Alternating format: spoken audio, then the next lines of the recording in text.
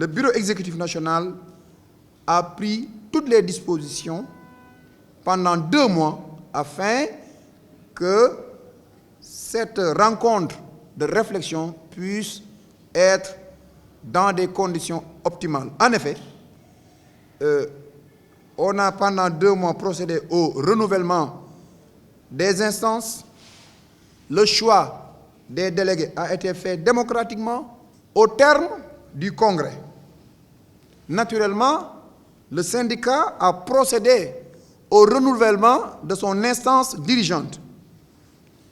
L'élection s'est déroulée sans incident majeur et sous la supervision du représentant du secrétaire général de l'Union nationale des syndicats autonomes du Sénégal, l'UNSAS, qui est la centrale à laquelle le SYTJUST est affilié.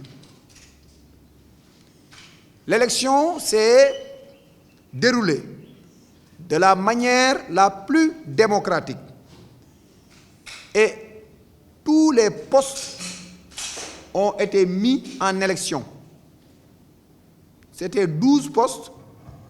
Tous les postes ont été mis en compétition et les délégués étaient libres de postuler au poste qu'ils désiraient. Ce qu'il y a à noter, il y a des postes pour lesquels il n'y a pas eu 2 candidats. Ces postes, les tenants de l'ancien bureau ont été les seuls candidats parce que tout le monde a jugé que le bureau a bien travaillé et qu'il y avait un bilan très solide et qu'il fallait donner à ce bureau la chance de continuer la mission qu'il avait déjà entamée. C'est ce qui s'est passé exactement avec le poste du secrétaire général. Il y a d'abord eu une acclamation pour le poste du secrétaire général que j'étais, mais voulant que les choses ne souffrent d'aucune ambiguïté, j'ai refusé l'acclamation et j'ai demandé à ce que mon poste soit mis en compétition. Lorsqu'on a mis le poste de secrétaire général en compétition, un seul candidat s'est déclaré et c'était moi. Et je suis passé en roue libre, sans contradiction, sans difficulté.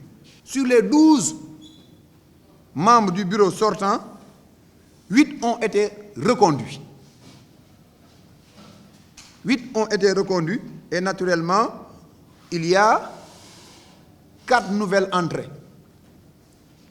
À nos camarades nouvellement arrivés au bureau exécutif national, nous souhaitons la bienvenue.